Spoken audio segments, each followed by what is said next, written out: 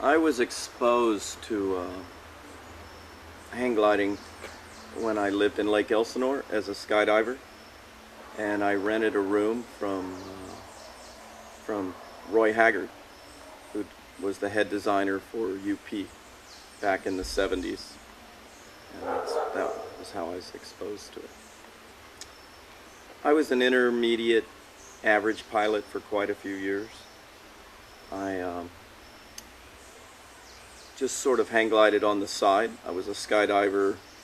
I windsurfed at a windsurf shop, and maybe the middle 80s I decided I wanted to fly more, and by 88 I was flying very hardcore and put myself on a 5-year program to learn, and hooked up with some of the top pilots in the US and started racing.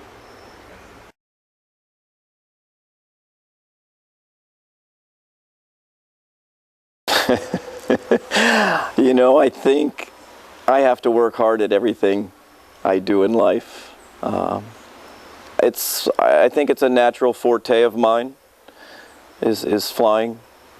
I've been a jumper, I fly airplanes, hang gliders, and it's always been one of the more natural things for me, but I still have to work very hard.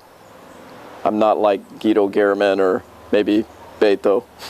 Okay.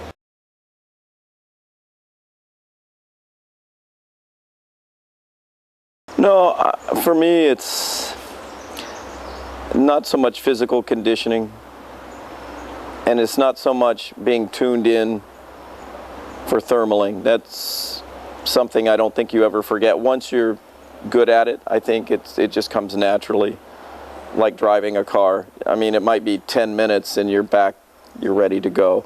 The physical, normally after about 1 week of flying, I'm not getting tired anymore. My muscles are fine. It's about 1 week to 10 days of flying every day, long days, and then, so I fly almost every day. I think the main thing is flying a lot, quite often. I can notice quite a difference if I lay off a few weeks, a month, on the subtle judgment calls.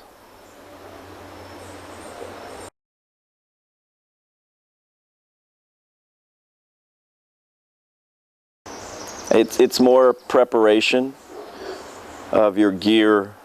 I tune my glider a little different to handle easier. Not so much in a comp mode, but you're going to have to fly 10, 12 hours, so you make it easier to handle.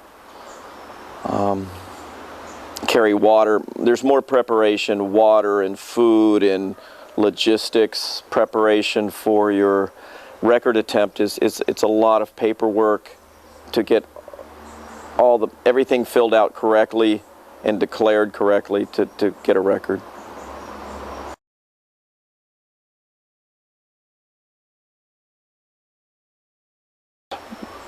It depends on what you're doing, if you're going open distance or if you're racing.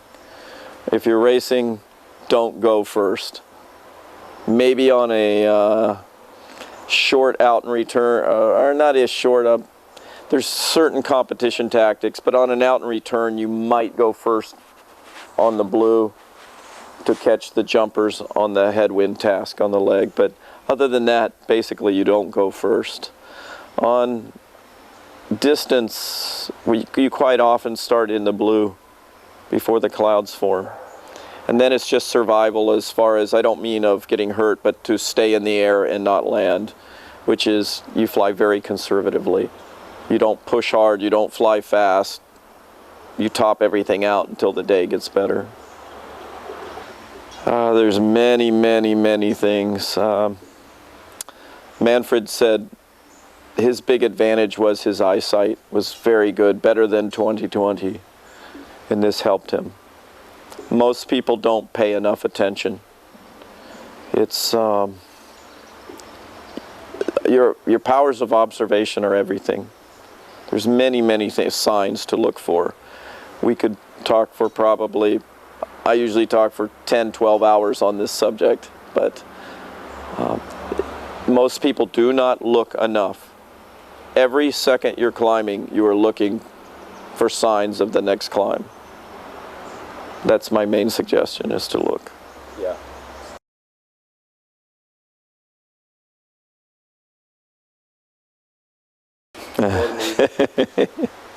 This is not my personal strong point. I'm pretty good at large gaggles. I'm more of a loner, distance pilot.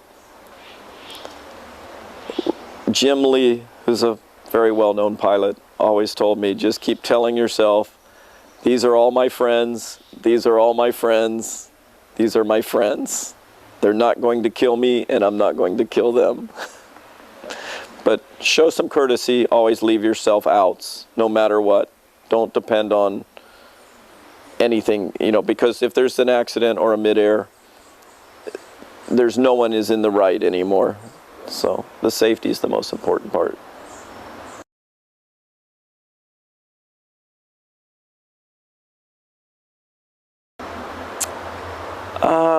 Every glider has sort of an optimum bank angle.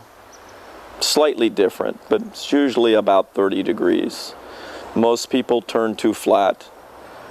It's not that important. As long as you're not slipping, unless it's very light lift, it doesn't really matter.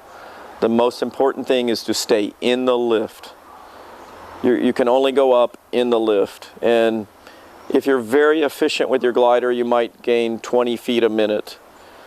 But if you slide a little too far out, now you've lost 200 feet a minute. So the risk loss, you know, the loss gain is not great for, it's not that great to worry about your bank angle so much. The main thing is most people turn too large a circle and don't center tight enough.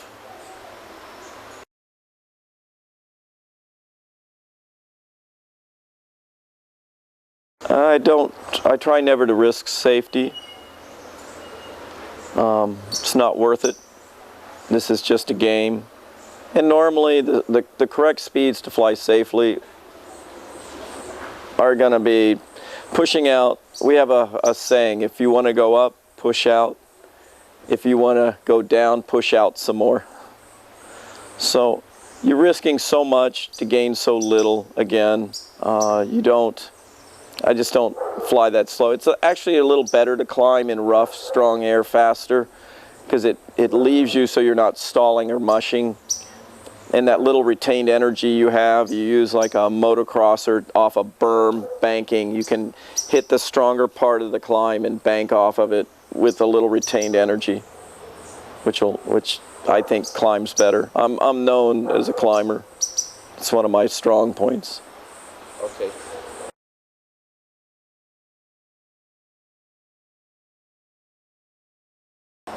I do use speed to fly concepts.